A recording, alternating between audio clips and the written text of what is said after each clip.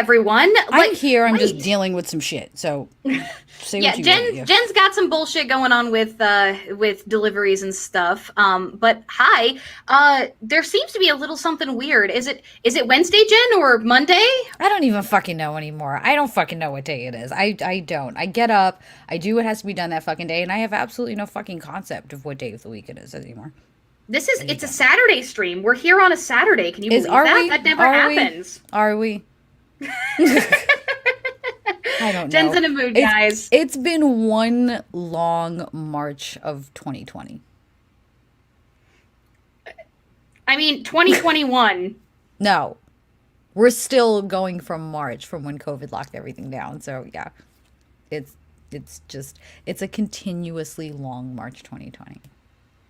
All right, so we actually had a couple of super chats that came in from somebody who had a question that I can easily answer, because this person was asking me about cultural appropriation, and that's actually the video that I'm going to be doing. I was going to say, aren't you getting ready to do a video on that?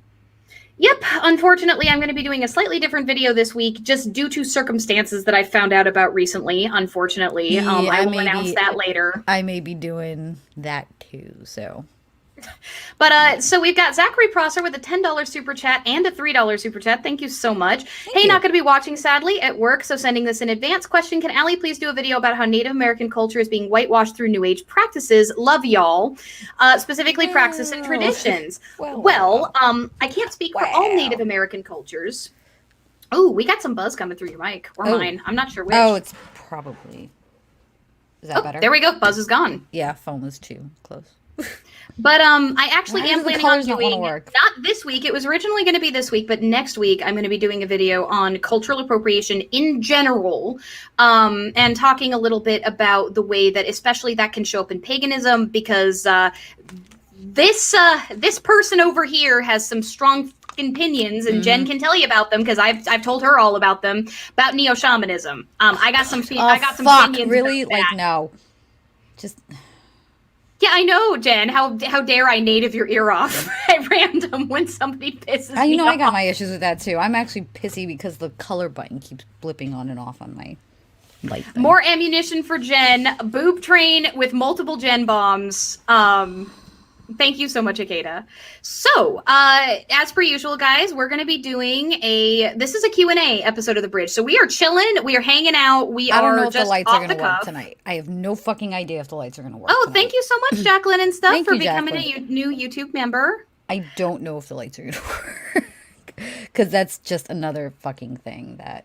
Oh, there's a color button now. I don't know how well this is going to go. So, and then it went away. So the whole point of tonight's stream is we're going to prioritize super chat questions, but we're going to try to get to as many questions in the chat as we can. No drama topics. We are not going to talk about community drama. I don't care what's going on. Yeah, we ain't going to talk about it. We ain't talk about the community. We ain't going to fucking talk about it. We also aren't talking about Jen or Mai's personal life. We don't want to necessarily talk about Let me clear that up. I'm fine to talk about my personal life so long as it doesn't specifically deal with personal or distinctive shit about my kid. I'll talk about parenting. I'll talk about little personality traits that he has, but anything personal about him, no. I'm up for fucking anything, though. With that. Well, the fucking lights would work.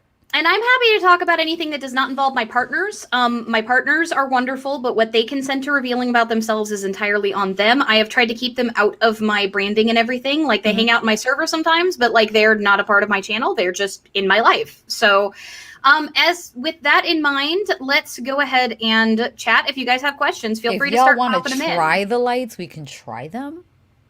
No promises.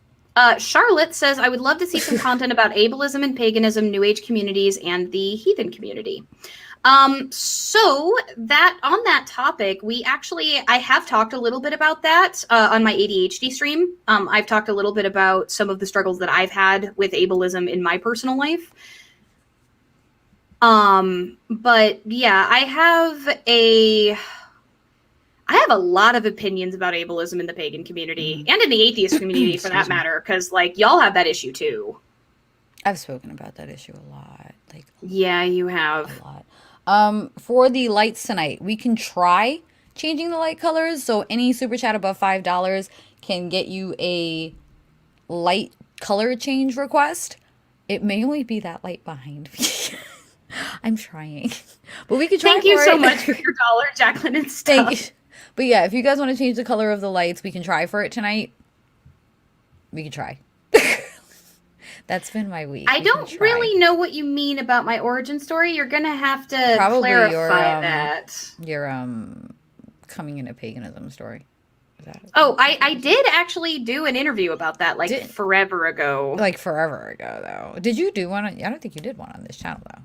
Not on this channel, no. I've talked a little bit about my my being called by Athena on this channel in multiple videos, like bits and pieces, but I've never done one whole video about that. Motocondo, yes, I do have blue.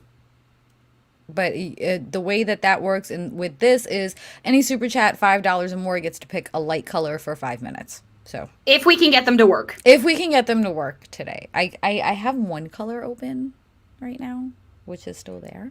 Gaynor points out atheism has a big issue with that and appropriation and transphobia and misogyny all writers. And latent Christianity. Test purple. Akeda says, I think she means the story of your avatar Test Purple. Oh, kid. Yes!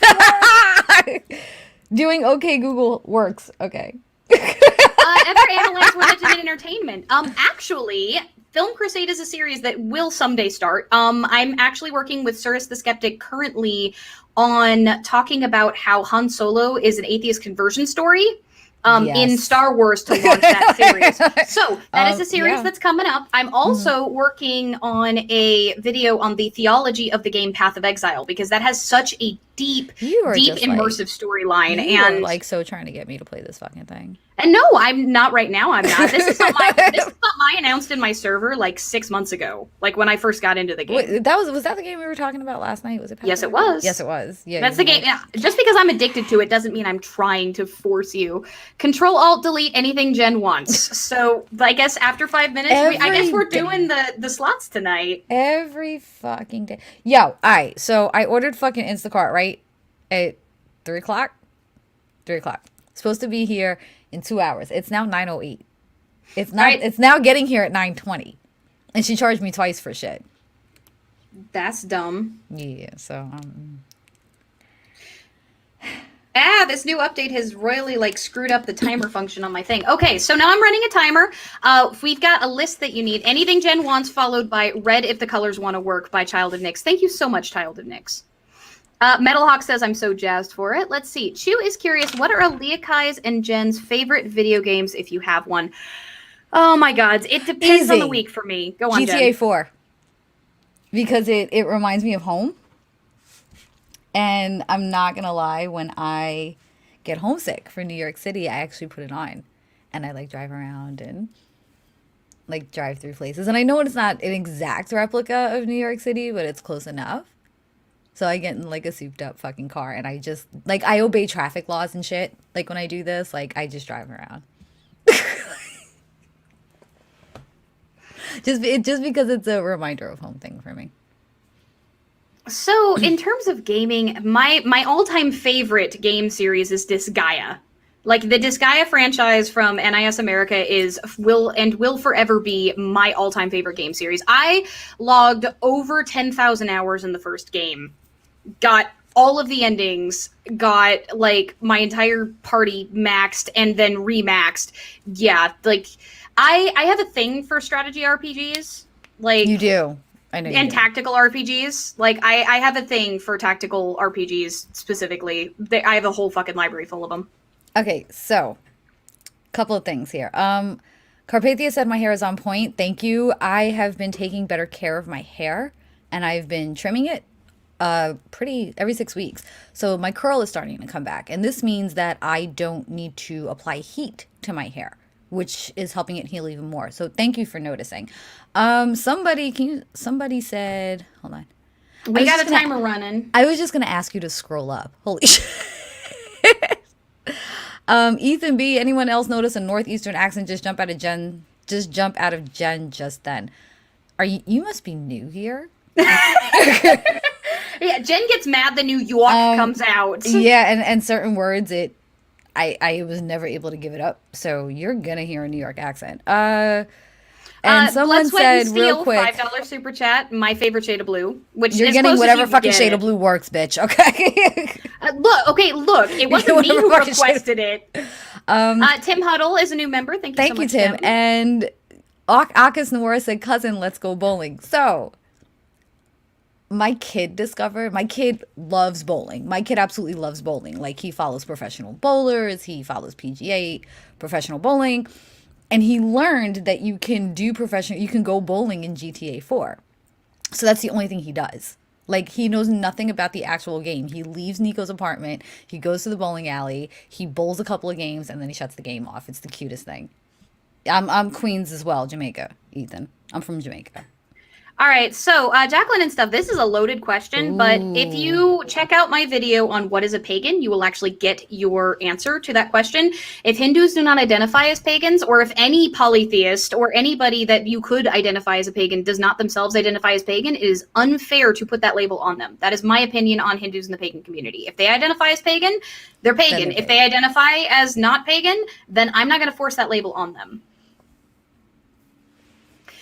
Here we go. Know any games set in the Pacific Northwest? That's what I need for my homesickness. Watch Dogs, I think, maybe is why I think Watch Dogs is. I know that part of what is the name of the game? I'm trying to remember. It's this game where you're I've been playing the hell out of it. I need to actually Google it, because it's like a dystopian future where like machines have completely taken over everything because they had to rebuild it after somebody was stupid enough to put machine code for destructive war machines. I know what under fucking lock you're and talking key. about, and I can't think of the name I of it. play the hell out of it, and I can't remember the name of it right now because I'm not on my gaming computer where I could just look it.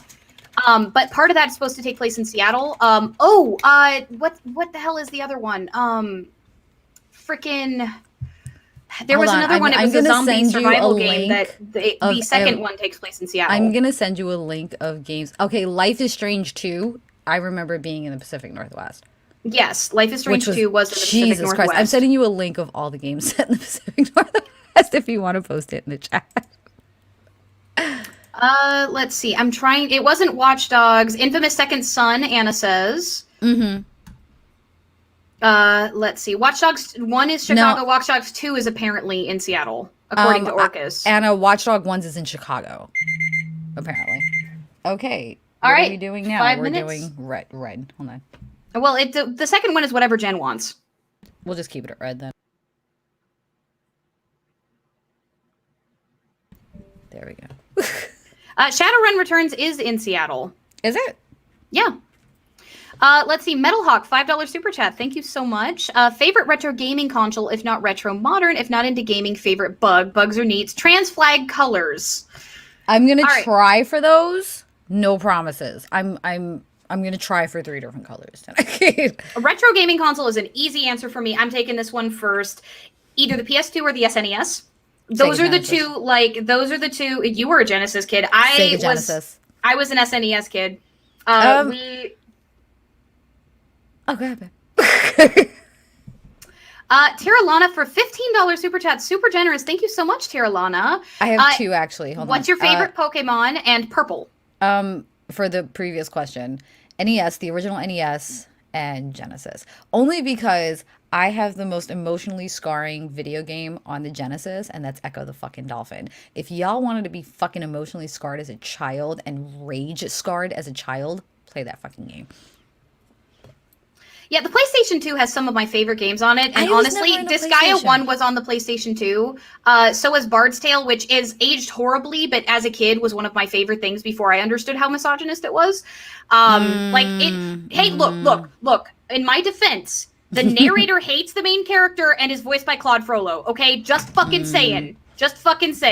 But I never got in a PlayStation. I went right into Xbox. Like, I jumped right, and we still are an Xbox family. I think mainly the big thing with Xbox now is we had all of these fucking games that we had purchased, and I was like, which says her favorites is the SNES, Shoot the Ducks or the Dog. Oh my god! No, okay. Which would remember this? Nobody else remembers this. Do you remember on the original Nintendo console there was like a dance pad, And there was like a dance game, and it was like a Twister game that fucking went with it. I fucking love that, and I haven't been able to see it, and I haven't been able to find it anywhere. Yeah, with Xbox, we had bought so many games already that I was just like, if we get the PS5, that's a whole bunch more money I gotta fucking spend. And then Microsoft announced that they were buying Bethesda, and Bethesda shit was gonna be exclusive, and I was like, yep, there you go, okay. So Jen just pulled up for you guys, for the person who asked, the game set in the Pacific Northwest. I just put it in the live chat. That is a whole list of games set in the Pacific Northwest. I can't verify its veracity, but it exists online. So there you go. Hold on. Akis Noir, it may be the action pad. JACandQuill, this was 20 years before Dance Dance Revolution. A good 20 years before Dance Dance Revolution. This was the predecessor to TTR. What's your favorite Pokemon? Oh. Mine's another easy answer. Aerodactyl. Aerodactyl 100%. Either Charizard or Bulbasaur. I'm a Gen 1 hoe, and I love the fossil critters. In fact, I'm well known for making an entirely fossil team and then driving people crazy because it actually works. So yeah, Aerodactyl is the OG, my fave. Either Charizard or Bulbasaur. My two favorites. I'm so basic. So from Melida, thank you for the $5 super chat. If you want to pick a color, either you or Witch, let us know which color you want.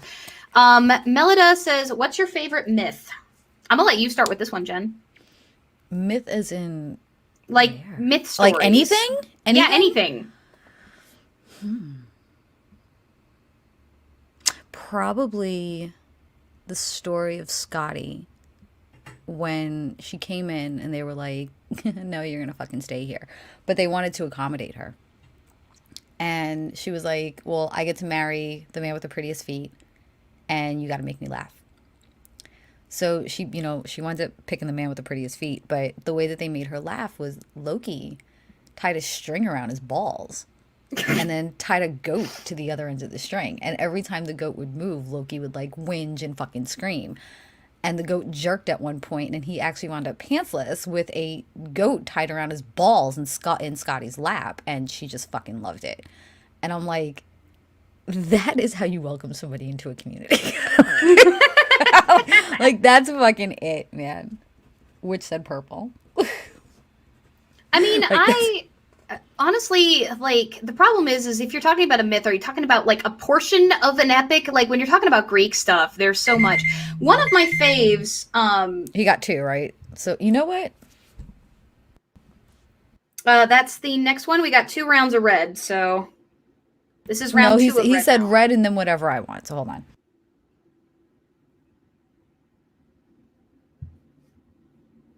This has been my new favorite color to hang out in. This is ultramarine, and it's been my new favorite color. Of course, Comrade. Of course, that would be your favorite. My favorite, Comrade says, my favorite segment going on a blood rage and murdering humanity until we got her drunk as fuck off beer. Literal river of beer saving humanity. Look, beer actually, a fun history lesson before I screw off into my favorite myth. Beer actually was extremely important to the formation of civilization. Like, beer is one of the ways that they paid the farmers when they would help work on things during the off time, like in Egypt. But beer also, in areas where there wasn't, say, wine or other forms of alcohol, would actually serve as a whole meal for people. And it was also the only way that people could drink, like, water, because after cities kind of got bigger, the waterways got polluted. So, like, you drank water and you get sick. Versus, like, beer, the alcohol would kill most of what was in it that wasn't the yeast that had killed itself from partying all night. I think I also like the story of how Freya got her cats. Odin just, like, saw these cats, and he was like, fucking Freya would love these cats. And, like, one, always gift a cat. I'm always going to love that story because you're gifting cats. And it's, 2, it shows this friendship, and that... It explains a lot of my friendships are like that. Like, I'll see something and be like, this reminds me of somebody. And it was something that I touched with. Not so much a myth, but a personality trait. Anything to do with Freya. She's very strong. She's silver-tongued. She pulls no punches. But when someone who she deeply loves is separated from her, it kills her. And I get that. And then when she found out that Odin was like, hey, she fucked somebody for a necklace, go get the fucking necklace. She was like, no, fuck you, give me my shit back, and got her fucking shit back. Like, the balance in her is wonderful to me. And it's a lot of what I identify with. Yeah, Athena's snarkiness. Funnily enough, my favorite myth does not actually involve Athena, hilariously enough. My favorite myth is actually, y'all have heard me rage about it before on my channel. In the Hercules movie, in my video that I did on it, one of the things that I raged about, and Jen is laughing because she got to hear No, DM I'm laughing at what JACandQuill just said because I'm picturing one of my cats. Whoops, Jen just muted herself for no reason. But one of my favorite myths is actually Heracles. You are still muted, Jen. You are muted in StreamYard, not on your thing. I don't know how you did that, but you did. How did you? I don't there know. You are. I don't know. I don't know what happened. Okay, it just happened. So one of my favorite is when Heracles, there's a play in which Heracles goes and descends into the underworld and rescues Alcestis for Admetus, because of the fact that she gave up her life for him because he was such a good king and he was going to die. So she traded herself with Thanatos, and Heracles, who was a friend of the family, came by and was like, he came and he hung out with them. And he was like, all of the servants were dragging their feet because they were depressed. And he got mad. He's like, where the fuck is where's the Xenia here? And where's the Xenia? Like, it's shitty. And then they were like, oh, she died. And he's like, she died? And goes running down to the underworld and wrestles Thanatos and gets her freaking soul back. And they live together, like Alcestis and Admetus, together happily ever after. It is one of the very few like actual happily ever afters that you get in Greek myths. And why the fuck did Disney decide to turn that into a freaking cautionary tale about cheating? Because Disney is the modern day colonist. But like, I don't get why they did that. Like, they have this whole love story. Like, why would they do that? That does not make sense. Because, we have to teach the kids to deal with their shitty home lives in some way or another, apparently. Somebody asked, what gaming chair am I using? It's a secret lab chair. I have not inherited the tech gremlins. I breed them in my pantry, and occasionally one escapes. Yep. Sometimes they get out. Sometimes she lets them out on purpose just because. Mm-hmm. Just because I'm bored that day. So, sorry for anybody whose ears I just blew out with my shouting, but as you can see, I'm a little passionate about that particular topic and Disney's bullshit. But then again, like, I'm already mad at Disney because Pocahontas just does not need to exist. Just saying. Like, that entire movie just does not need to fucking exist. I may have to get up here in a second to go grab those groceries off the front door. Which cryptid do you two believe in the most, if you believe in anything? We've got a swap out. Jen? Okay, I heard you, Blue. Okay, Google. Turn the lights to blue. There we go. Ooh, that's pretty. Hold on. Okay, Google. Turn the lights to light blue. Because this is supposed to be your blue. No, that is not light blue. What is that? That's pink. Are you on crack, Google? Google is officially on crack. What the fuck? I think the Trek Gremlin got into your Google Home. Oh my god. Okay, Google. Turn the lights to sky blue. I don't think that like Google can see color. Okay, Google, turn the lights back to fucking blue. What is this? Google. Google. Hey, Google. Hello. Hey, Google. Turn the lights to blue. It's a different blue every time, and some of it is not blue. Carp says that you yelling at your Google should just be a mini-series. Like, just like, that's gonna be your OnlyFans? Like, that's your OnlyFans. It's just you yelling at your Google. You know, if you curse at Google, she tells you to, usually she tells you to calm your ass down. She's like, that's not very nice. Jen hates philosophy, otherwise we would. Philosophy. Okay, give me 2 seconds to just snatch these groceries up off the front step so nobody steals my shit. I will be right back. Okay, Google, go to rehab. But no, legit, if you curse Google out, like, she tells you that that's not nice and you need to watch your mouth. Oh, damn! She's I'm like, I did once and she was like, I was like, okay, I'm sorry. Okay, I'll be right back. Let me just go grab these You got told by a bot. I do every fucking day. Okay, so how do you know if you're being called by a god from Hinduism? This is something Jen probably wouldn't want to take on anyway. The thing is I did a whole video on divine experiences and feeling like you've been called. The answer is there isn't really a way to know whether or not you're being called. And apologies for the slight echo that's going on from Jen's side. She forgot to mute her mic. I think I will mute her until she's back, actually.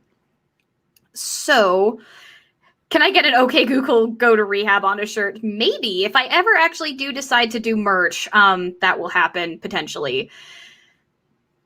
But in terms of how you would determine if you're being called by a god, A, if you think you are, there's a chance you are, always.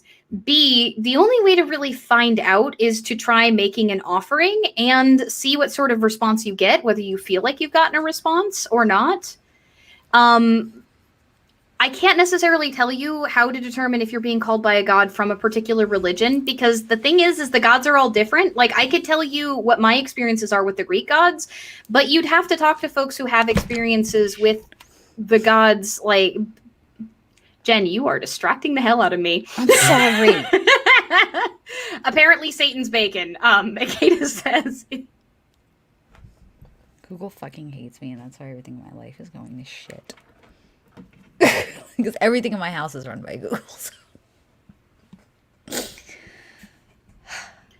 But that is my best suggestion is do some research on the particular religion from which you think the gods are calling you, and try and see if making an offering either in the traditional way or if you're an eclectic, in a way that feels correct for the call, see how that feels. However, I'm going to advise that Hinduism is a living religion, so just eclecticing your way through that might be disrespectful. It's really good to make sure that you study the living faith, because much like Native American stuff, Hinduism is still alive, and there are lots of different branches of it. So it's such a big, complicated mass thing that because of the fact that I am not as educated as I'd like to be on Hinduism, I do not like talking about it at any length, because it's not my faith, and it is also a living tradition of which I am not a part. So I don't feel like I'm qualified to talk about it.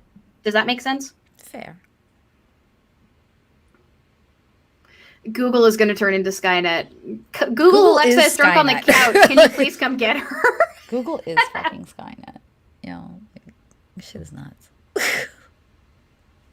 So Jacqueline and stuff shared some useful, some potentially helpful UPG information. If you guys are interested in that, Jacqueline and stuff did give an answer as a Hindu. So. Let's see. Does anybody else have a question? Because I have not seen another question for a little bit. Literally, ask me about personal shit if you want to. I don't give a fuck. Or about politics. Jen and I, by the way, on Wednesday, Jen's coming back as long as her kid's not throwing up again. He didn't throw up. Well, no, he did throw up. Yeah, no, he didn't throw up. He shit his brains out, is what he did. Well, he shit his brains out. He threw up out the other end. Okay, now Google, everybody in the chat. Apparently, she knows what red is. She knows fucking red, this bitch. Well, that's a loaded question. What's your beef with monotheistic beliefs? I don't have a beef with monotheists. I have a beef with anybody who wants to try to force me to believe the way they do. I don't have a beef with gods. I don't have a beef with God. I have a beef with their fucking fan club. Yeah, I don't have a beef with monotheism. I have a beef with the way that monotheism has treated pagans and those of any other faith of any kind throughout history. I have a beef with the fact that the majority of the monotheists that I know think that I'm going to burn for eternity because I don't believe that their particular God's the only one. I am of the belief that we don't have an answer to the God question, so I can't sit here and say gods exist, no gods exist. We don't have an answer. We don't have a way to measure that. In my experience, what I've lived in my life, I am an atheist. I'm an atheist who cannot answer if there are gods or not. However, I don't have a beef with these gods. I have a beef with their fucking fan club. And this goes for Christians, this goes for Muslims, this goes for folkists, this goes for Judaism, this goes across every fucking faith. If you're going to sit here and interpret your text to hurt other people, we're going to have a fucking problem. I mean, to be fair, most Jews don't do that. Judaism has significantly less of that problem than the other monotheistic faiths do. I'm going to take you to an Orthodox neighborhood. I'm going to take you back home to an Orthodox neighborhood. That's fair. That's fair with Orthodox Judaism, with some forms of Orthodox Judaism. No, I'm talking like Hasidism, Orthodoxy communities, kind of shit. I'll take you with them and see how these motherfuckers twist that scripture. Terribly. What's y'all's favorite batshit crazy pre-Socratic philosophy on how the world works that we know is way wrong? Does it have to be pre-Socratic? Because I have one that's after. That's my absolute favorite batshit crazy one. I mean, the wandering womb being a theme in my Discord is a whole ass thing. There was a time where, like, the Hippocratic school thought that women's uteruses could go wandering around in our body and bite our hearts and get possessed, and had to get like exorcised and put back in their place by a deity in order to stop them from doing that. I don't know if this is true, if this was an actually held belief, but I know in World War II Germany, some people actually thought there was like a race of aliens that lived like inside the planet and controlled things. And some people like still believe this shit. That by far is my favorite. Favorite batshittery right there is absolutely that one. That and Xenu. How often in a day do you yell at Google? Google is connected to my lights, my television, a couple of other shit too. My phone. A whole bunch of shit in my house. So like I yell at Google more than I yell at my cats in a day.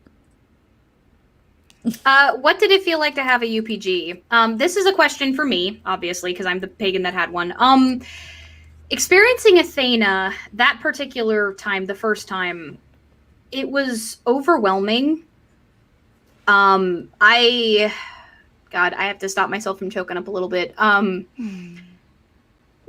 The experience of seeing her was like, I've used this metaphor once before, and it's the only one that feels like it works. It was like standing at the edge of the Grand Canyon thousands of years ago and seeing the great river that formed it roaring through it under a completely cloudless sky filled with all the stars you can now see without light pollution, but multiply that by a factor of billions. It was so beyond overwhelming and beautiful and awe-inspiring, and it happened over a matter of moments, but it felt like it took hours. It was... I don't have words. They're like, I can stammer through the English language all I want, but I can't give you words to describe it. Apart from the fact that I came out knowing what I did, which was that I was to build a shrine and start making offerings, and that it was her. And having some parts of that UPG, including things she was wearing that I had never seen before in history, confirmed later on, just solidified that even more for me. Ares versus Athena. So Athena is like the general, and Ares is the foot soldier. At least that's kind of how I see them. Like, that's a way oversimplification, but that's kind of how I see them. They both just are different aspects of war. Yeah. Thoughts on anti-theists? I did a whole video. I want to know how I feel. Hold on. You want to know how I feel about Hold on. anti-theists? I have a link. I have a video. I will change it in a second. Jen did one too. I have a video. Jen and I both have a video on that. I have a video, and I will send that to you because this will take over the entire fucking stream. Yeah, like we both have put out our thoughts on anti-theists. If you want to know mine, I put out a whole video on it, and chances are you've probably seen it if you're in my audience, considering it has more views than I have subscribers. Or actually, no, it doesn't anymore. I'm shocked. Oh, my anti-theism, my video has finally been eclipsed by my subscriber count. I'm posting. Hold on, my I'm gonna send it to you now, in Discord. You can just post that there. But that is my answer to the anti-theism question, and this is Jen's answer to the anti-theism question. Someone asked Neil deGrasse Tyson. What about Neil deGrasse Tyson? Are you asking my thoughts on him? There was a scandal at one point involving him, I think, but I don't know that much about it. I have a very basic baseline fucking beef with him. Oh wait, hold on. You talk for a second. Well, I mean, I know that there was a scandal involving him, but I don't know enough about it to give you a comment on it. So that's, like, my opinion is that he's kind of getting into a position like Bill Nye was, where he's getting called in as an expert for a lot of things he doesn't know a ton about. And, like, basically when somebody needs generic scientist 101, they tend to call either, like, Bill Nye or Neil deGrasse Tyson, and that's my concern. But I don't really know all that much about him to have a very strong opinion.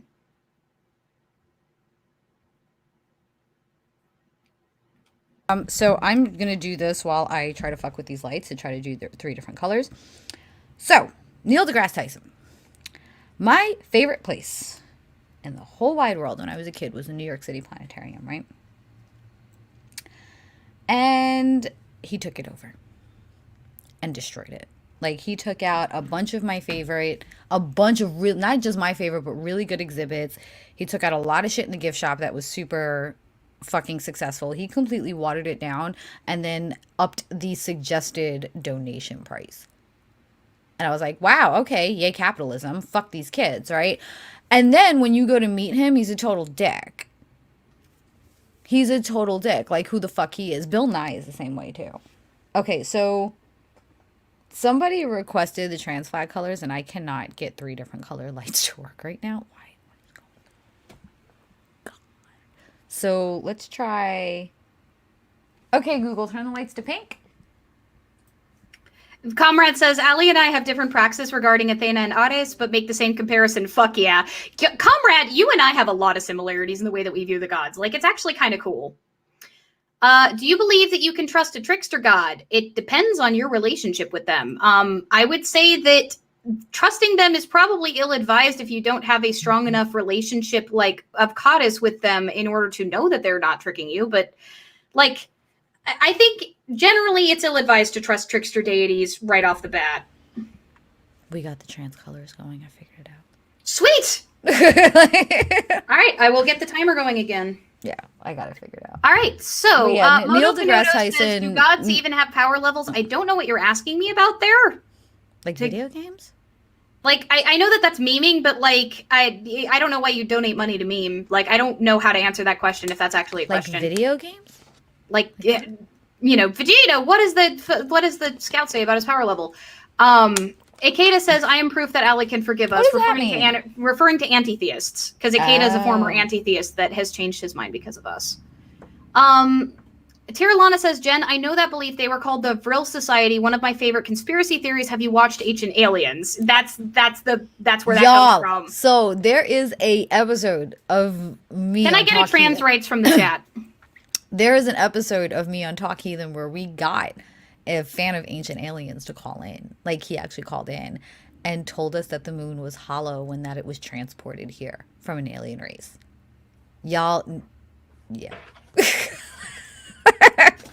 Yeah. I can't do Ancient Aliens because it drives me nuts. I'm like, this is literally the fucking plot to Assassin's Creed. Somebody took the plot to Assassin's Creed and put it on the fucking History Channel. And Zolrock actually makes a good point. I'm gonna rant for half a second. Like, Jen, do you mind if I pop the fuck No, go up? ahead. It's inherently fucking racist. Well, Ancient Aliens, and actually, this Ancient Aliens actually goes back even further to the Lost Civilization narratives and stories. And a lot of that came because, and people are going to get mad that I'm going to use racial terms. Get the fuck over yourselves. I'm half white myself. Like, I'm a half breed. But white people got to places where brown people built cool shit, and they didn't believe that brown people could build cool shit. So they invented lost white civilizations to explain how the brown people built cool shit. Like, that's what like Ancient Aliens and the Lost Civilization shit started as, and often it's still kind of what it is, right? Like pyramids and like Stonehenge and all that shit. Like, oh, those people, they be too dumb to build that stuff. So like, there had to have been aliens. Like, like you don't see people being like, well, you know, the white people were too dumb to build Notre Dame. Like, you don't fucking say that. Like, you know, white people are too dumb to like fucking have painted, you know, the Sistine Chapel. You don't see that shit. Yeah. You only see it when you see really fucking cool ancient shit in areas primarily populated by brown people. There's a fucking reason for that. And again, I'm saying this as as like somebody with red fucking heritage myself. I'm going to tell y'all the story of Assassin's Creed. So Assassin's Creed. The world keeps almost ending from these fucking solar flares, right? And the whole point in the story is to get these pieces of Eden to try to stop it. Where do the pieces of Eden come from, do you ask? Well, apparently, there was an ancient race of people on the earth called the Isu. And the Isu used humans as slaves. So the whole point is just to keep trying to save the Isu race, save the Isu race. So that's each Assassin's Creed incarnation is a new fucking way to save the race to stop the fucking solar flares from killing everyone. Okay. But the Isu decided to lock up their slaves to die during the first solar flare event. And the humans escaped. 2 humans, male and female, Adam and Eve, escaped, and now they have these little Isu pieces everywhere, which is why they call them pieces of Eden. They're little apples, they're a whole bunch of shit. What the fuck does this sound like, y'all? Now, according to Assassin's Creed, the gods that we know, the ancient gods that we know, Jupiter, Athena, Odin, Freya, are actually all the Isu race. They weren't exactly gods, they were a previous race that ran the earth. What does this sound like to everyone? It's fucking ancient aliens. Metalhawk wants us to answer the cryptid question. What's the cryptid question? What's our favorite cryptid that we believe in, if any, or just our favorite cryptid if we don't believe in any at all? Hold on. What? Cryptids are like things like the Loch Ness Monster, Bigfoot. Is there one that you believe in, first off? No. Yeah, I don't believe in any of them either. If we would have evidence of them if they existed. I think cryptids are... If I answer anything other than Sasquatch, then I lose my Pacific Northwest license. Like, I just don't get to be a Seattleite anymore. Loch Ness is up there for me. Mothman is up there for me. I think it would be the Loch Ness Monster. I think it absolutely... Because it's like... I think I just love the fact that it was just a bunch of probably drunken fucking Scottish men that fucking swore they saw this shit in the fucking river. And I'm like, yes. I'm here for it. All right, we got next colors. So again, if I answer anything other than Sasquatch, I just lose my ability to live here. Just saying. I would say no, Chupacabra. Carbuckle confirms that this is true. I'm changing my answer. I'm changing my answer to the fucking Chupacabra. Because I actually thought I saw it one night. Moto, yes, I am half Haida and half British. Like, green card, my father fucking came over here off the goddamn boat, British. Like, I actually had dual citizenship until I was 21. I'm going to change my answer to Chupacabra. I was sitting outside, and I saw what literally looked like a fucking Chupacabra come walking down the street at night. And I was like, what the fuck? No way, right? And then we found out that coyotes had mange in the area. And I was like, okay. I was like, does New England have a regional cryptid? Yes. It's called the Bostonian. Carbuckle, what is your favorite tabletop RPG? Mine is got to be GURPS, generic usable universal role-playing system. It is D&D on steroids, and there are supplements so that you can play it in literally any genre for any game you could ever possibly want with any kind of character that you could ever possibly dream up. I love running it. Nobody I know plays it except for like my partners who live here. But if anybody ever wanted to play one, I would happily run a campaign. That is one of my favorite systems ever. I don't have one because I never really got into them. Jen, you lost your nerd card. I never really got into them. I like board games. I like tabletop games, but not tabletop RPGs. I just never got into them. Although now, my son's is Ticket to Ride right now. If I had to pick a tabletop game, it would probably be Elder Sign. Like, I love Elder Sign. Monopoly. I am like the most non-capitalist person in my everyday life. Playing Monopoly, I turn into fucking Donald Trump. I'm like, fuck everyone. I'm like, fuck everyone. Ikeda says, yay, GURPS, if you run one on Discord, I am so there. Thank you so much, Ikeda. Yep. People are now trying to just figure out if the jackalope is a cryptid. We have apparently been hijacked by cryptids. Would it be considered a cryptid? I don't know if that would be considered a cryptid. I mean, kind of. Because it's like a fantasy animal, so maybe. But it's not like an intimidating thing that like a cryptid would make you think. Thoughts on Percy Jackson as a series? This one's probably directed at me. Have you read them, Jen? I'm actually reading them with my... Well, I read them, but I now have my son reading them, actually. What are your thoughts on them as a series? I think it's a good, easy introduction for kids to learn about the Norse, who the Norse gods are, But Percy they're Jackson's not Norse, it's Greek. Greek was no. I thought Percy Yeah. Jackson was Norse. Percy Jackson's Greek. Percy Zeus. Jackson is Greek. Why the fuck was I thinking Norse? Holy shit! This has been my week, yo. And after this, I have to record a video and go put together an IPTV. I think it's a good way to introduce the gods, but definitely at least give them names for further research. Yeah, I think that Percy Jackson. So I have a hot take that I get into trouble with sometimes in the community, and that is that I think that all fiction of all kinds, all art, is inspired by the gods. Like, I believe that even if you don't believe in them, all art is ultimately inspired by them. Anything including them, especially so. I think that even if it's an inaccurate portrayal, keeping the gods in the mind of the public means that it's easier for them to reach out to us, I think. So I think that Percy Jackson, although it is not by any means an accurate portrayal of the gods at all, and especially the way that they use Hades and his kids as a villain is extraordinarily problematic, but that in terms of keeping the gods in the forefront of people's minds and also just being an entertaining story, the writing's not that great, even for a YA novel, but the actual story itself seems to be engaging enough. There's a reason the damn thing got so popular. I think that it's cool that it exists. I think that the movies are terrible, but I think that the books aren't too bad. And I think that in terms of, I don't think that there's such a thing as a disrespectful representation in terms of just not being mythically accurate. I think that it's that people are going to, like, if you actually read the myths from various perspectives all throughout Greek history, there are tons and tons of liberties taken by every author who ever used the gods as characters or the heroes as characters. Seeing that happen in the modern day just means that the gods are still on people's minds, that they're still inspiring people. That's how I see it. I think, and yes, it was another series I was thinking of. It was the Magnus series. Thank you, chat, for my wires got crossed. But yeah, I think it's a good introduction to who the gods are. I don't think it should be the basis of faith. I think it's good for, hey, this is who they are. If you're interested, go research. But so Blood, Sweat, and Steel says there needs to be a live Cards Against Humanity Xenia edition one day. I am Thoughts? the worst human in the world when I play that game. Look, anytime I play that game, somebody has to, like, somebody takes it upon themselves to play the Smallpox Blankets card on me at least once per game.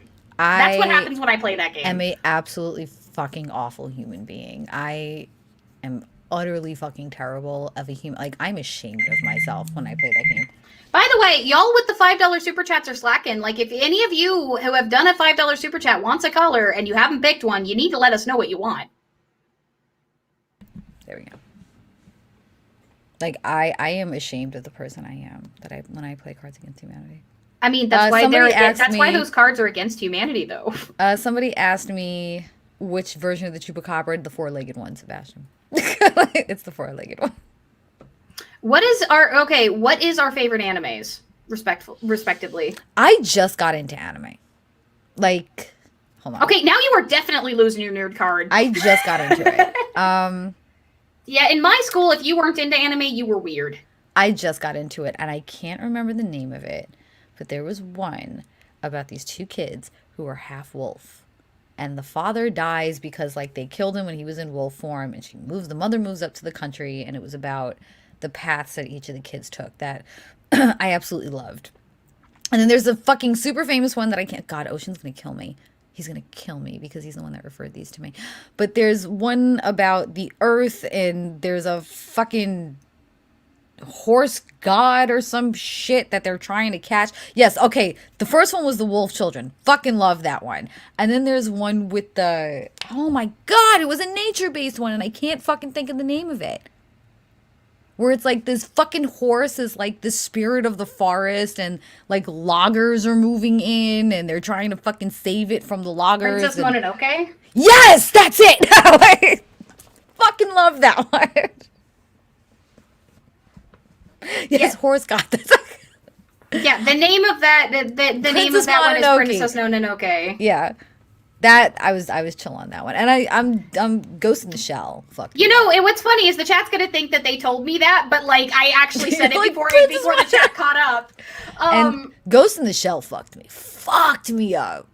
Ghost in the Shell fucked me up. I was like, In terms of mine, I've got a couple of fucked up ones that I really like. One of mine, almost nobody that I've ever met has ever heard of it, and that is Pre-Tier. Pre-Tier is a really weird magical girl anime that has some absolutely fantastic animation to it and a really weird storyline. Princess Tutu is another one, which is Princess Tutu is Swan Lake but anime, and also with an extra. And with an extra layer plot of the princess that is ending up with the prince that's saving him is actually a duck, and that there's somebody else that's actually supposed to end up with him, and so there's this heartbreak component that is just fucking brilliant. So Princess Tutu, Pre-Tier, and then another really weird one that I like is Blue Gender. Blue Gender is mecha anime. The Earth got sick of humanity and went, fuck all of y'all, and started turning everything into these giant man-eating bugs that just consume humans. Please send that to me. I love that shit. And every character you fall in love with in that story is going to die within 2 episodes, and except for the main 2. But that it is brutal. It is just fucking brutal. It's like Game of Thrones and anime. Send that shit to me. I haven't seen Cowboy Bebop yet. That's on the list. It's absolutely on the list. I don't know why I thought Spirit Horse. It was the fucking thing in the forest, that spirit, and it runs in that thing. Yeah. So the one that has to be my all-time favorite classical anime though is Rurouni Kenshin. And that includes the episodes that never aired on Cartoon Network back in the Toonami days. I have the entire box set going all the way up through the Christian arc and into the weird shit that nobody in America got to see. And it is that plus Samurai X is one of my all-time favorite anime. I have watched it over and over. I have most of the opening and ending credits memorized. It is just one of my all-time favorites. So somebody mentioned that Ghost in the Shell was actually inspired by Blade Runner. Okay, this is more brutal than Attack on Titan in many ways. Blue Gender is just what the fuck am I watching? And why am I still watching it? Somebody mentioned that Ghost in the Shell was based on Blade Runner, and now it completely fucking makes sense why I liked it. Because Blade Runner is just... Blade Runner's the shit. Blade Runner is just one of my favorites. Ghost in the Shell fucked me up. Yo, I was like... Because it's kind of a... It's almost Westworld-ish. With the I second Tiralana's recommendation of Record of the Lotus War. That's another really good one. Okay, I've got it. Somebody send this shit to me on Discord. Yeah, this... Because, Ghost in the Shell kind of reminded me of Westworld. Oh. Do we have another color? Yes. We have the trans colors again. Hold on. I have to mute to do this.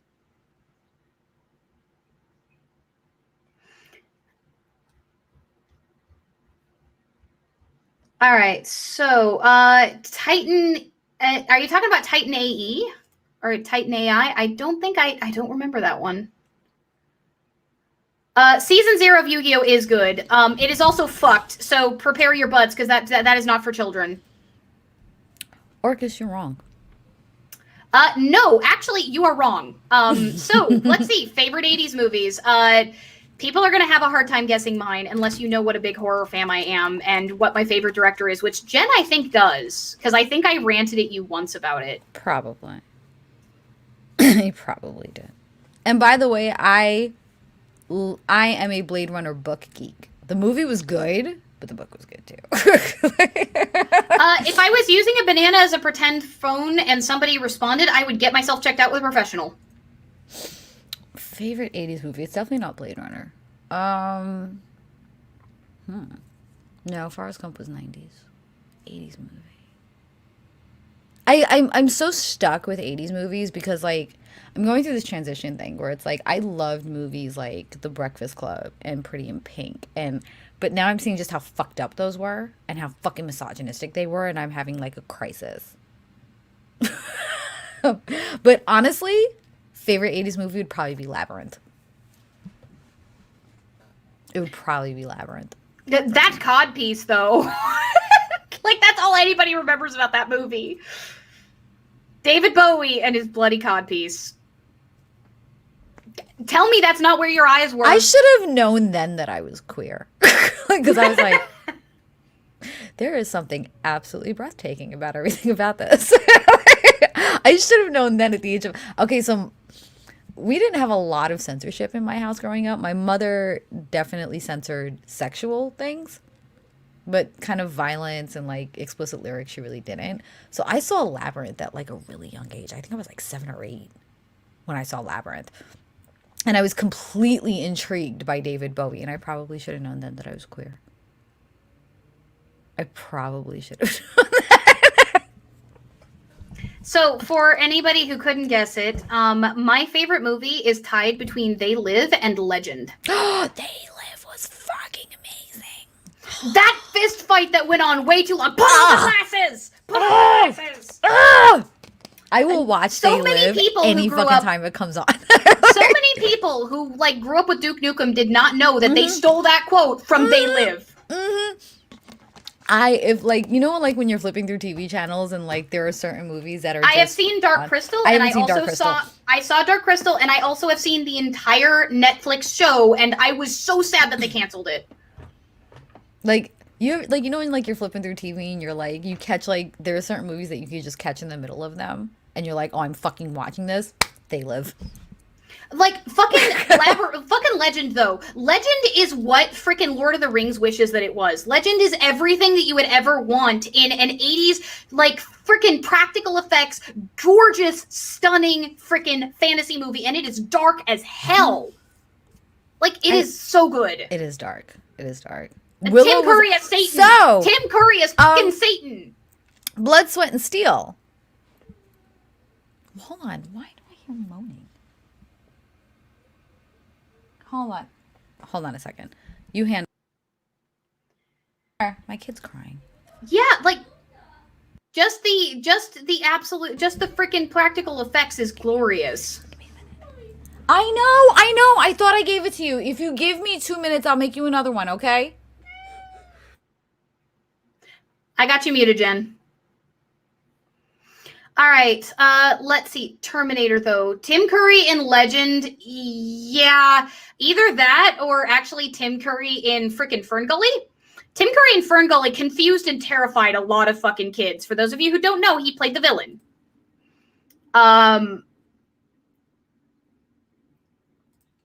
Let's see. Did you watch Wonder Woman 1984? I have not seen that one, unfortunately. Yeah, Duke Nukem did steal from Evil Dead, too. It's Evil Dead, man. Evil Dead is glorious and terrible and aged fucking horribly, but also is amazingly hilarious. Like, Neverending Story is another really good one. Tim Curry really does make the best fucking villains. Like, he is just... damn. So, do we have another question while Jen is handling the crisis? Favorite Nintendo franchise? Let's see. That's actually a pretty hard one for me. My answer might actually surprise you. Phoenix Wright. I don't know if Phoenix Wright was originally just Nintendo, but I know it only came out on the DS for a while. I absolutely love Phoenix Wright.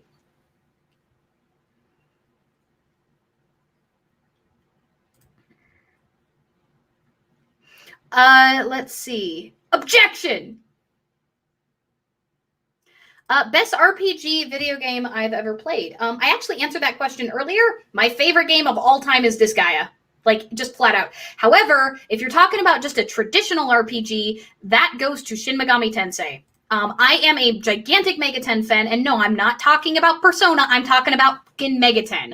I cut my teeth on the Megaten games. I have played Japanese translations of almost all of the ones you can't get here in America. I love that series so much.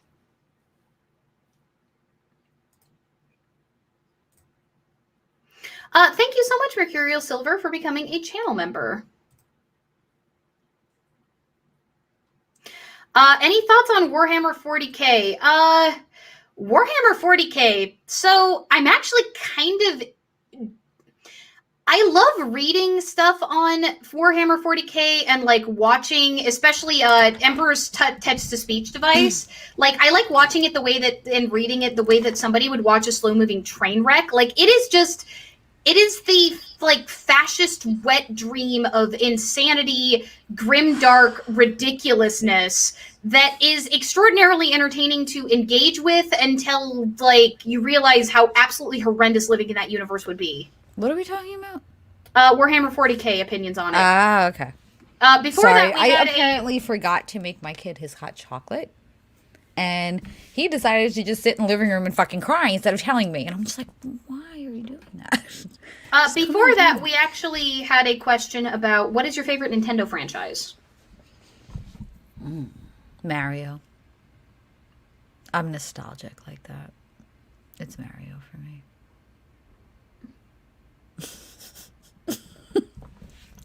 I'm boring.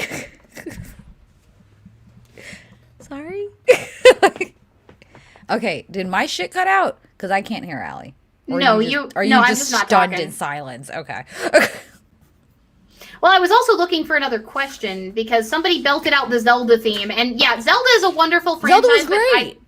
Zelda was fantastic. It absolutely was. And honestly, this is a hot take, and everybody's gonna fucking hate me, but Majora's Mask is better than Ocarina of Time. I said it. Can't take it back. Unpopular opinions time.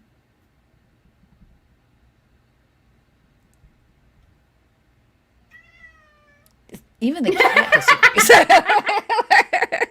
Even the cat is like, what? Apparently, I've got at least one person who agrees with me in the chat. I am vindicated. Go sit there with your friend then. Go sit there with your friend. Okay, guys. Let G if you disagree with me, H if you agree with me. Let's see how split the chat is. Cirrus pops in. Objection. Cirrus and I have hashed that out before. Lawyer right now for this. Fuck that. All right, we're gonna see how H the chat is. It's probably gonna be split. Because that's a fight in the Zelda community. That's a whole ass fucking fight. Mm-hmm. Where did my phone go? God damn it. Thoughts of the Chaos Gods. I don't know what you mean by Chaos God here. Like, if you're talking about Chaos, like the Greek deity / concept, I'm not really sure if that's a primordial deity or a concept. It's not really clear in the myths, so I don't really have a lot of thoughts on them. I hear Chaos God and I think of Loki, honestly. Like, yeah, that's a trickster deity, though. So I was saying something earlier before I got interrupted. Fun fact. The movie Willow, for those of you who have watched the Atheist Community of Austin's programming, their former producer, Mark Vanderbeek, actually starred in that movie. Well, not starred, but had a prominent role in Willow. Oh, you're talking about the Warhammer 40K Chaos Gods specifically. I think that they're really fucking interesting. Like, they're not technically evil, they're just bizarre. Especially Slanesh, which seems to be everybody's favorite god of everything. Like, I think that the concept of Chaos Gods I think it's, if you're overly obsessed with the conceptualizations of divinity, it can be considered insulting to divinity, but within the universe, it's coherent enough that I think it works for within that universe. If you're talking about Lovecraftian deities, fuck Lovecraft himself, but, like, I write New Weird, and I absolutely love the genre he inspired. He can just go sit on a dick and spin for all I care. The answer is, Jen, that so far, the chat is actually very H. I can't speak. Mercurial server is silver. What light color would you like? They just donated $5. So what light color would you like? Please be easy on me. It looks like you're outnumbered, Jen. It looks like the chat is actually very. I don't give a fuck if I'm outnumbered. That's my fuck all. I don't give a fuck. I completely agree. Shadow of the Colossus definitely needs a sequel. Other birds do their job. Hummingbirds, the random shit that you've been spouting out, blue person. Look, I've actually looked at hummingbirds. Like, we have a ton of them in my area. They're actually beautiful. Oh, we've got a lot, too. Yeah, we put out a little hummingbird theater because there were so many of them. Mercurial Server says green. Okay, are we done on the timer for the next one? Yeah, we are. Jericho Spades has the hotter take, which is Twilight Princess is better than both Ocarina of Time and Majora's Mask. Can we get a vote on that? Because I disagree. Jericho, before you go, pick a light color. Ikeda, you are being so damn generous tonight. Purple again after the green. Okay, dark purple. Light purple or the dark purple? Because there's two. What in the entire fuck? Have you ever played Dragon's Dogma? No. Yes. Boobage and buttage everywhere. Just somebody so much send this game to me, please. There is so much boob and so much ass. You literally can like throw it at people. It's huge. One of the attacks for like the barbarian chick is like ass, like her butt. No, I have actually played that game. I really enjoyed it. It's very, very basic looter game, like just, you know, RPG, like bash shit, take the loot and run off. And I actually considered it really, really fun. Huh. No, I have not played that, although now I really want to. JACandQuill says Twilight Princess has the best combat system, and I will use it to fight you. The Twilight Princess did have a great combat system, but Majora's Mask wins because story. I'm sorry, I need to send a very time sensitive. God damn it! Why is everything happening? Have you ever played Exalted RPG? It's partially based on the Greek gods. No, I have not. That is a game I have not played. JACandQuill says you're gay, Jen. Duh. Let's see. Wind Waker is better than the whole rest of the franchise. Sorry, Blood, Sweat, and Steel. That's a hot take. You want to get people in the freaking up in arms, man. Wait, JACandQuill actually said I was gay. I'm queer. I'm not like all the way gay because I still like dick. Yeah, I like dick too much to be gay. Jericho gets blue before. But that's a really interesting question. Is it even possible for me to be gay because I'm not actually attracted to other non-binary people? Really? Yeah, I'm attracted to a specific kind of masculinity, a specific kind of femininity. Same. I guess if you present that way and you consider yourself non-binary, I could be attracted to, but I'm very I have types. Okay, yeah. Like, okay, I'm fucking weird. I'm like that. Like, gender doesn't play a role in attraction for me, but the way a gender presents can be attractive to me. Like I have like if I go for a guy, there's a very specific kind of look that I tend to go for all the time. And if I go for a woman, there's a very specific look that I tend to go for. If I go for a non-binary person, there's a very specific look that I go for. Oh no, like, Jen doesn't defy a sexuality box. Jen is pan. Jen doesn't care what gender you are as long as you present the way she likes. And she definitely like has you just have to be aesthetically pleasing to me. And I hate this is so fucking narcissistic of me. But half the time, especially when I date you also men, have to be a cat, as we determined last night. Yeah, especially when I date men or non-binary people, there's a lot of features that match up to mine. But for women, it's the complete opposite, which is I should probably call my therapist about that. I should probably really talk to my therapist about that. Let's see. What do you think is the most important movie that Pixar ever made? I'm still confused on when the Pixar shift happened. Like, well, Toy Story. Toy Story. Toy Story is when like Pixar really put themselves on the map. I need to figure out the shift. Like, as far as which is the most important movie that Pixar ever made, like Toy Story put them on the map. Like Toy Story is the reason why everything is CGI now because of how big of a success it was. But if I had to pick, was The Incredibles Pixar? Yes, it was. The Incredibles. Really? The Incredibles is actually my second least favorite Pixar movie behind Cars. I fucking hate Cars. My kid loves it, but I fucking hate Cars. Like, at least we agree on that. Like, The Incredibles to me was cool as fuck because it wasn't. Why are you screaming? What is wrong? Fucking cats. It's like, you know, you don't have this perfect stay-at-home mom and this perfect dad and these perfect kids. Like, there's problems in the marriage. There's, you know, Condor, this is one warning. Do not disparage, like, actual professionals. Okay. I will get to that in a second. Let me break down my importance of The Incredibles real quick. My problem with The Incredibles is basically about eugenics. Is it? If you are born the best or not at all. Like, the whole conceit of the villain was if everybody has access to superpowers, nobody will be super. And they were like, no, you have to be born with superpowers. Oh my God, damn it, now I'm having another crisis. Okay, now we're going to touch on this. Do not bring your Tom Cruise jumping on couches, child fucking bullshit here with that. Therapists are not con artists. I'm gonna give a quick trigger warning to the chat. Jen's about to start yelling, and so am I. Okay, Google, turn the lights to blue. Thank you. Now, I want to know, what has your broke ass done that can compare to a professional that has spent countless years and countless amounts of fucking money to get to a place to actively help people.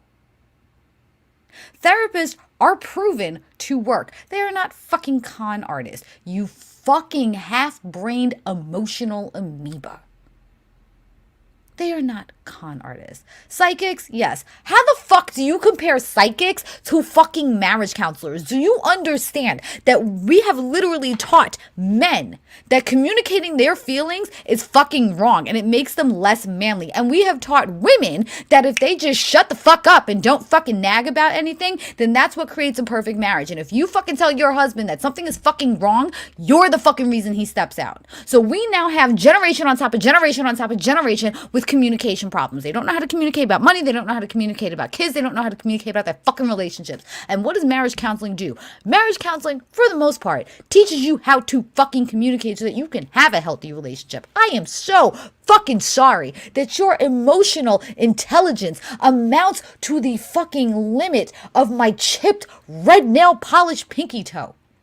And that you couldn't fucking figure out how to make all your problems go away in 2 fucking therapy sessions. And therefore, you think that a fucking therapist is a con artist. Your inability to stick to a plan and look at the world outside of your fucking emotionally stunted self is not my problem, nor is it anyone else's. And for you to come in here because it may not have worked for you, or you decided that you're just gonna crawl up fucking Tom Cruise's ass because he was just so fucking lucky to marry your teenage fucking crush of Katie Holmes, that you're gonna follow everything his bald-headed Xenu ass decides to fucking follow, you can gladly take you and your bullshit and leave my fucking show. So, are you done? Do I get my shot at this point? So, I'm going to take a little bit of a different tack. I'm not going to just necessarily pop off, but I am going to tell a story because a few of you know a little bit. If it weren't for a licensed psychotherapist who happened to know how to do EMDR, I would be dead. I would not be here talking to you. I would have been dead over 5 years ago because I have PTSD due to what happened to me growing up that is so severe. And Jen has seen this more than once, how bad it can get. This is the mild version after I've gone through EMDR and CBT. I damn near starved myself to death. Without CBT therapy, I would have done again. I was starting to slip into that. Actually, since Jen and I have known each other, at one point she was kind of a lifeline for me, where I would message her when it was getting bad. I'm bulimic. I'm diagnosed bulimic. I have been bulimic since I was young. You know, since I was a teenager, effectively. I would have killed myself from that alone. But no, I also have severe trauma that causes me to go into flashbacks where I don't know where I am anymore. And if it weren't for the EMDR that I've gotten, I've had that trigger on the bus. I've had that trigger in a store before. I could fall down a set of stairs and die because I don't know where I am anymore. If it weren't for my therapist having gotten me through to the point where I was able to function on a daily basis where certain things were no longer triggering, I would have died from either of those two things. But also, it was my therapist that discovered my ADHD tendencies and got me to go into a psychiatrist to get diagnosed, to get medicated, to get to the point where I could be productive enough to run this bloody channel. So if you wanted to come in here and say that fucking therapists are a bloody scam, you want to talk about psychics and compare the two of them to marriage counselors and therapists. First off, you know, let's say your marriage counselor most likely has to be a licensed therapist unless they're claiming to be a religious marriage counselor, in which case religious marriage counselors can go fuck themselves. Or they're claiming to be a relationship coach. Those don't have to be licensed. They do the same fucking job, though. But also, here's another bit of personal. I've actually had to go to a marriage counselor with my husband. We have. I'm not going to talk about why. I went to one with my ex-husband, too. Yeah, I'm not going to talk about why because that's our personal business, but I've had to. Yep. And I'm going to say this. My therapist taught me how to be a decent parent. My therapist taught me how to stop the cycles of abuse in my family and accepting abuse in my family and what boundaries were when it came down, because I learned that I had a problem with boundaries when I was told I couldn't fucking tell an adult no. And I didn't want to raise my child in the ways that I was raised. I didn't want my child to accept the things that I accepted that fucked me up in life. My therapist made me a better parent by working on consent issues, by working on boundary issues, by working on patience issues, by working on how to express how you feel while still being heard by another person. And now I am the first one in 6 or 7 generations that has broken numerous toxic fucking behaviors so that my child knows better and goes out into the world as somebody better. Well, and so actually, that my child doesn't leave his children behind, so that my child doesn't become an alcoholic, so that my child doesn't become a drug addict, despite the fucking hand that he was dealt.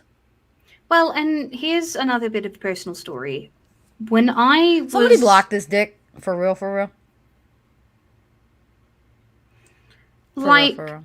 Because, like, yeah. I don't know if we have a... Do we have a mod in the chat? Well, now we do. I'm giving JACandQuill mod powers. I was going to say, I can just click over real quick. But, so here's another bit. Another personal story that only a few of you know. This is trigger warning for self-harm and for mentions of suicide. So if you are triggered by that, you might want to step out for the next 2 or 3 minutes. Somewhere between the age of 21 and 22, as you all know, keeping track of time is terrible. But I know it was around October-ish, somewhere between those 2 years. My best friend that I had known since I was 8 years old ended her own life. And she did it in part because she was a part of a cult that did not believe in mental health help. So when she found out that her husband-to-be, that she was going to marry within a few days, had cheated on her because he was stupid and left his phone at home when he went to go meet her, she ended her life. If she had believed in mental health help, I could have told her to go to a therapist. She could have had the opportunity to potentially realize that this didn't have to be the end. But she didn't have that option. If you're going to put forward that idea that therapists are scams, that marriage counselors are scams, you are condemning people with marital problems to divorce, effectively. And you are potentially condemning thousands upon thousands. Because remember, in order to be able to get, like, gender transitioning therapy, for example, like gender confirmation therapy, you have to, in many places, see a counselor for a certain amount of time and get a certification from them to bring to a doctor of some kind, whether that's a gynecologist or, you know, proctologist, or you're just your family doctor if you're comfortable with them, or a psychiatrist, because some of them do this. Like, some states, mine included up until recently, you were required to get psychotherapy for an entire year to confirm that this was what you actually wanted. Yeah. Now, granted, I think that that's prohibitive in terms of the length of time for somebody who's an adult making this decision themselves. But the fact is, if you are trying to claim that that's a thing, that this is a scam, you're potentially condemning potentially thousands of trans people to suicide in states where that's a requirement. If you're going to perpetuate this idea, you are potentially condemning people with depression, anxiety, etc., people who do not want to take medication or can't for some reason because, say, they had a reaction to it like I do. I cannot take SSRIs because they cause problems for me. You are condemning those people to no treatment and oblivion. It is attitudes like that that is the reason why the suicide rate is as fucking high as it is. And it's part of the reason why men in particular, especially like AMAB men, in particular, have such bloody high rates of successful suicide. You want to talk about that? It's in part because they're afraid that going to a bloody therapist or something is fucking weakness. So you want to talk about something that's going to, like, piss me the fuck off. Keep talking, baby. That's one of them. Therapy saved my life. Therapy saved my marriage. Therapy could have saved the life of somebody who I still mourn to this day. Who's this dick? Another band, please. Yes, I have a beautiful rack. I know I do. Congratulations. I have milk bags. I have things that feed children. Can we get the fuck over it now? I got tits. They're there. Oh, well. Done.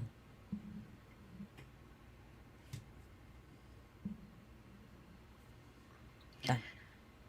So now that we move back, do we have any other like questions from the chat now that we've popped the fuck off sufficiently? Cassandra wanted to know if I did anything different with my hair. I didn't do my hair. This is it in its natural state. And now that it's actually healing, my curls have come back. So I've just been leaving it. I literally seriously throw like a handful of mousse in it and just go. It's been nice. It's nice not to have to do my hair anymore.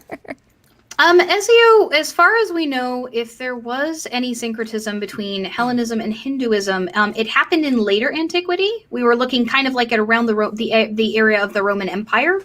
That's something that I've seen. I'm trying to force my American accent. As you guys can hear, it's not going so well. Real quick, I feel like we've had Blue on for a while. Yeah, we have. I guess my timer must not have popped off or something. Like, so is there another person that was waiting? Yes, there was purple. Okay, we'll swap to purple, and now I've got a timer running again. I guess my timer just like didn't sound or something. We started yelling, and the timer was like, "Okay, I'm out." Yeah, the timer fucked off because of the loud. Thank you. Please pick a light color.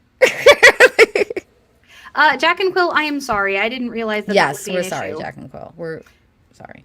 It was like a heat of the moment thing. We're sorry. Yeah, my apologies. Terralana, Alea Kai Jen, may I send a hug of support? I honestly think the world of you both. Thank you for being you. Thank you so much. Pick a light color. You had $5. Pick a light color. Give us lights. Now that I can get them to work and I get to yell at Google for doing it. So. So let's see. We had. I was going to ask about cultural genders before that happened. Orcus, if you've got a more solidified question than that, yeah. I'd be happy to talk about that. Yes. Condor says that he takes back his childish statement, or they do. I don't know pronouns, so they do. Greetings, Fiamma from Italy. I'm thinking on a choose question. Favorite fictional character. It's definitely someone in the Song of Ice and Fire series, but I just have to think of who. I know. Olenna Tyrell, A Song of Ice and Fire series. Her story is amazing. She's a woman in medieval what's supposed Harp to be says medieval. even the timer was scared to interrupt. I know, even the timer was like, no. No, when you piss both of us off, like, that's a thing. She was a woman in what would have been medieval England-ish. And we all Terralana know, wants purple also. yeah, I caught that. And we all know that they held no kind of power. But she knew she could run things better. So her story started, she was supposed to marry a fucking prince and, just kind of sit in her little fucking castle and just shut the fuck up. And she was going to do that. This prince had run out on their betrothment to marry his sister, and which completely embarrassed her and just fucking tarnished her reputation. So she went, seduced the most powerful fucking heir in her region, married him, and completely took control of the second most powerful fucking house in the country and ran it. She was an absolute political mastermind in that book at a point where women were not and women couldn't be, and she still found a way, even after having her whole worth about what she's worth and who she is attached to a man be devastated. She became more powerful than 99% of the men in that country. And that's like, yes, bitch. That's how you fucking do it. That's how you fucking do it. Salvini. Well, who's your favorite fictional character, Allie? So this is one that most people don't actually know about. Garth Nix wrote an excellent, it's now a quadrilogy, but it was a trilogy when I read it, called the Abhorsen trilogy. My favorite character of all time is Sabriel. She was the daughter of the original Abhorsen, which is kind of like a reverse necromancer. Like, they're necromancers and they put the dead back into the ground using these, like, these bells. And her whole thing was she had to go find her father. It was a young adult novel. It was part of what inspired me to want to write.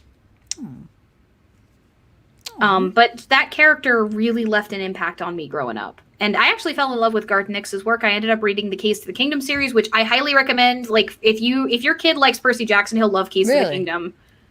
Well, yeah, it's brilliant. It's a 7-book series. My kid didn't pick up my love for reading, so we're trying. We're trying. So thoughts on mature themes automatically. Hold on, there was actually a question for me. What do I think of Salvini? I know he resigned for triggering some kind of political uprising thing, but I don't know a lot of the details to really have an opinion. Sorry. So thoughts on mature themes automatically meaning sex. I got opinions on this. I got opinions on this. It's fucking stupid. Like, there's more than sex being mature. I don't expect my kid to understand the intricacies and complexities of interpersonal romantic relationships. I don't expect my kid to understand the level of emotions that come with raising a family. I don't expect my child to understand shared for truth, JACandQuill. Shared for truth. The overwhelming, we're purple, we're still on purple. The overwhelming emotional toll it takes being a provider and a caregiver and having to work and all of that. I don't see why that can't be considered a mature theme. I don't see why something like emotions and interpersonal relationships and trauma not being a mature thing. Children cannot. They like, you want to talk about mature themes? Let's talk about Iron Man 3 and fucking PTSD and trauma. Yeah, like, why can't these be mature themes? Why does mature themes? And you ever notice that mature themes never deal with dick? Mature themes always deal with tits. You ever notice that? Well, female orgasms get you an X rating, but male orgasms get you a PG-13. I know, right? I think we need to start accepting that mature themes. There's only one mature theme when it comes down to sex, but there is so many more when it comes down to emotional and mental. And we need to start normalizing that. All right, so Ikeda Hakubi says, tell us the story of your avatar, Jen. Jen's favorite blue. Whichever of the ones you like best, I guess. Okay, so your avatar. So my avatar, the story of my avatar is interesting. This character is actually one of my characters from my novels that I've been working on. It's from a story that I've been writing since I was young that one day I'll actually write as a proper novel now that I have the skills to actually write it.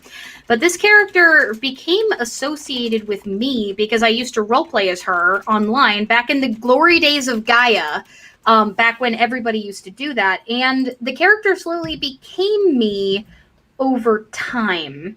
Mm-hmm. Like, just because I started using the fan art of her everywhere. I don't mean, just real quick, I'm sorry to interrupt. We are going to stop the light request at this point. So are we down to our last, like, what, 2 or 3? 1. Okay. Yeah. Sweet. So but this character originally was dressed in variations of ceremonial native dress, and eventually became dressed in sort of various kinds of kimonos when I went through an anime phase.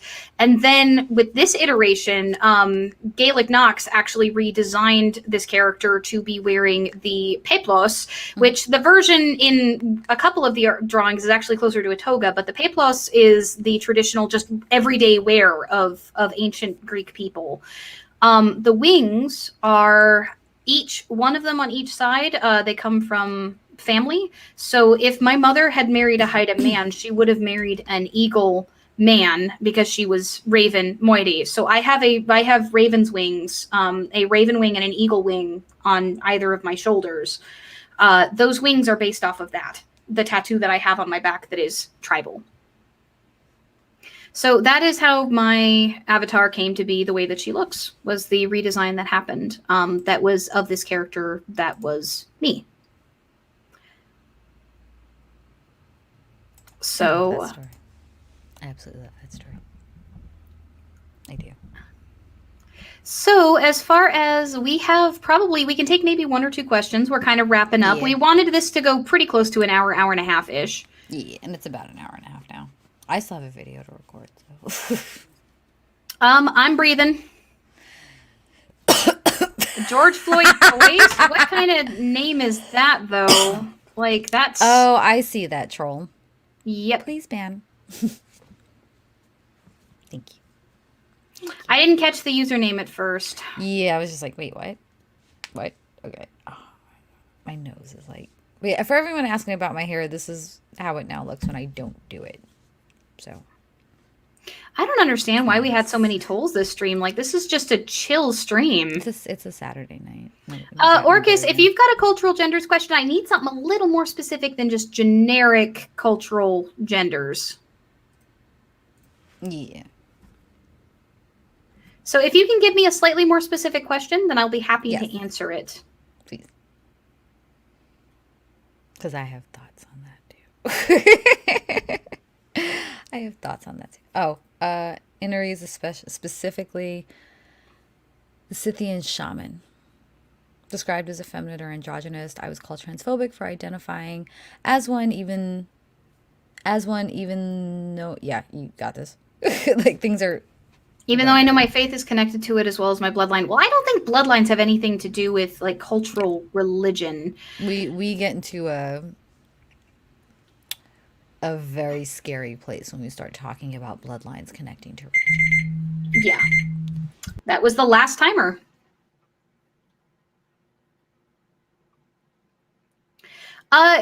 Genders can be cultural because genders are a cultural construct. So, for example, there are additional genders within some native cultures that do not exist within Western cultures. Mm-hmm. Like, that's something that I grew up with, was a two-spirit, which is somebody who in some cultural contexts, it can be somebody who, say, acts as a man in the wider cultural context, but acts as a woman and dresses as a woman at home. There are variations on the two-spirit. Like, it can depend on which culture you're from, but, like, they would count as trans to a Western person because they don't fit within the binary of man or woman that we recognize, like, in America, or that a lot of people do.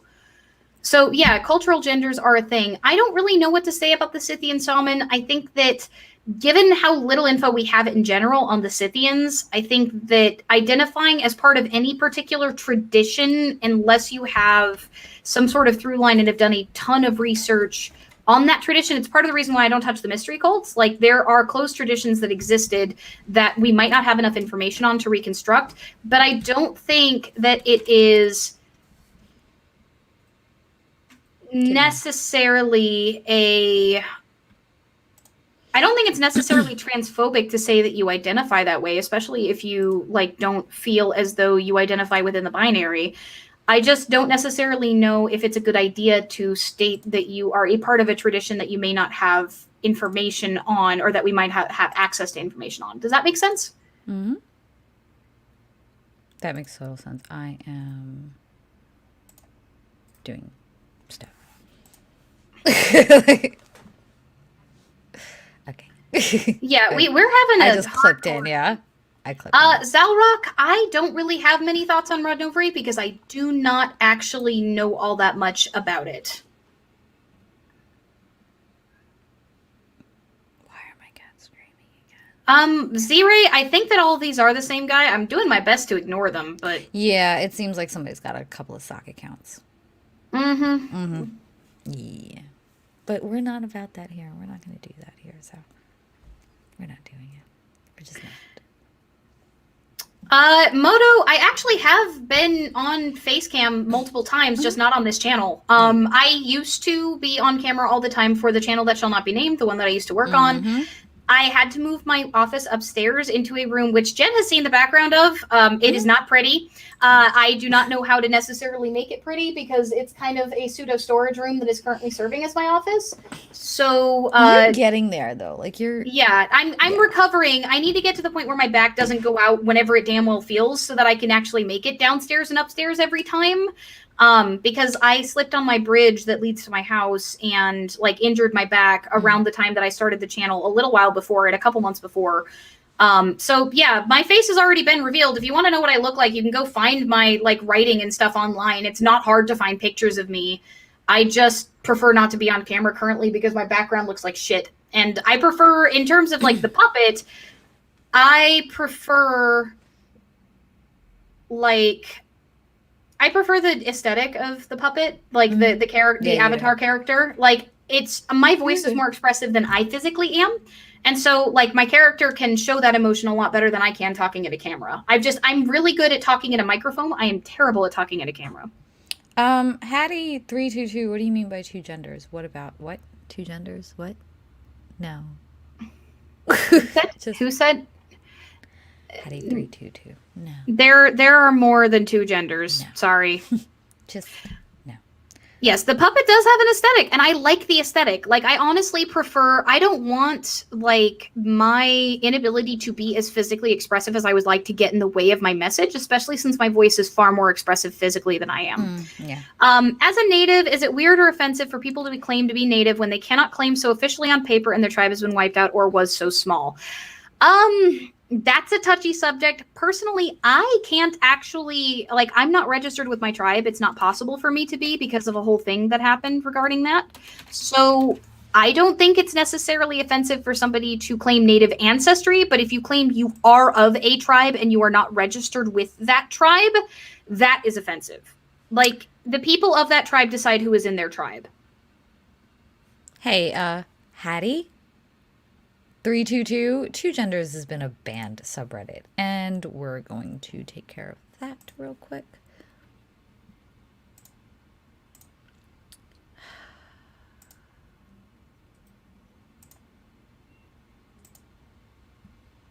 There we go. Got it. So, let's see.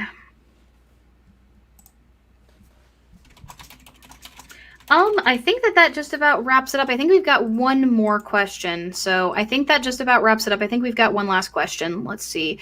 Would I ever do gaming streams? I used to forever ago. Like, I actually used to stream League on Twitch, like, well before I ever became a YouTuber. Would I do them in the future? Probably not on my YouTube channel, but I might do them on Twitch. I don't want to confuse the algorithm, kind of like what happened to Surus. What I'm doing on YouTube is primarily like cultural commentary and religious education and allyship content. Like, I want to continue to trend in that direction. I think gaming would fuck the algorithm up, but I might consider starting to do Twitch gaming streams. And I've actually done just general gaming streams in my Discord server. I've popped into the gaming chat and just been like, hey, who wants me to watch me play XYZ, and just hung out in my Discord. So if you're not a part of our Discord, links in the description below. Also, link to Jen's channel, The Wind Down, is in the description below. I've got 4,000 subscribers, and Jen does not even have 2,000 yet, which is a travesty. I need to do more shit, is why. Like, I really need to do things more. But if y'all bug me enough in the Discord, I might consider doing Twitch streams. I might. Andrea, and I'm gonna butcher this, I'm sorry. Andrea, it should be in the video description. My Twitch channel is Aliakai S. I have a Twitch channel that I haven't done shit with in forever. I really need to do that too. Yeah, I used to play auto chess on it. Yeah, I think what I'm gonna do is I'm gonna start a new AC Valhalla game, like a new file, and do like the side missions to be powerful enough to just like walk my audience through the story of it. Just do like the story for it. Yeah, I'd probably be playing a ton of Path of Exile and maybe Crusader Kings, because I play a ton of Crusader Kings. They McBalls the Third. All right, so Jen, we're getting to the shill portion. We've already talked a little bit about the bridge, but let's talk about what you're doing this Thursday. Tomorrow. Tomorrow. I forgot you've moved your premieres to Sundays. Yes, I will be premiering on Sundays from now on, because it's just kind of a nice way to start the week for me. Tomorrow, I will be releasing a video on a Catholic school, I believe it was a Catholic school in California, who expelled 3 of their students because they found the mother's OnlyFans account. So that's going to be, that's going to be. Well, and coming up this Thursday, I did not want to talk about a certain topic that has become notorious on this channel again, about a certain content creator whose takedown video has over 10,000 views. Mm-hmm. But unfortunately, I made a promise to somebody that gave me testimony in that video that if anybody went after them or tried to hurt them, that I would go to bat. So on Thursday, y'all are going to get a triplicate video on that creator talking about how they decided to allow one of their lieutenants to gaslight the living fuck out of my witness and reveal who they were despite their desire to remain anonymous. We're doing that again, okay. So that's what I'm going to be talking about on Thursday. I'm fucking mad. I am really mad. It is gonna take 1,000 takes to not sound British in that video because I am so fucking mad. I do not want to talk about this. But I made a fucking promise. You're gonna be spending a long time recording that one. Yeah, I'm gonna have to. It's gonna be like 40 or 50 takes to not sound British in that video because I am so fucking mad. Like y'all think I was yelling at the end of my last video. Y'all don't even know how fucking mad this made me. You want to talk about poking the fucking bear? Do not poke the Panther's cage. Like, just fucking don't. Let's. I dislike drama. It gives me hives. There's a reason why those questions are banned. If I have to talk about it on my channel, you done fucked up. You done fucked up. So that's what's coming up this Thursday. I'm going full fucking throttle on the institution of the Catholic Church and OnlyFans. Yeah. So, Jen, what are we talking about on Wednesday? What are we doing on Wednesday? The stimulus bill. That's I checked. Right. So we're doing another legal analysis. So some of y'all fuckers may have noticed there's money in your bank account this weekend because our COVID-19 stimulus package has kicked in.